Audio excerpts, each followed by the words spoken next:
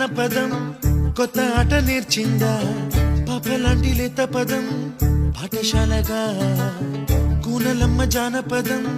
పల్లె దాటి వచ్చిందా చవళిల జానతనం పాట చూపగా కుంచెలో తాగే చిత్రాలు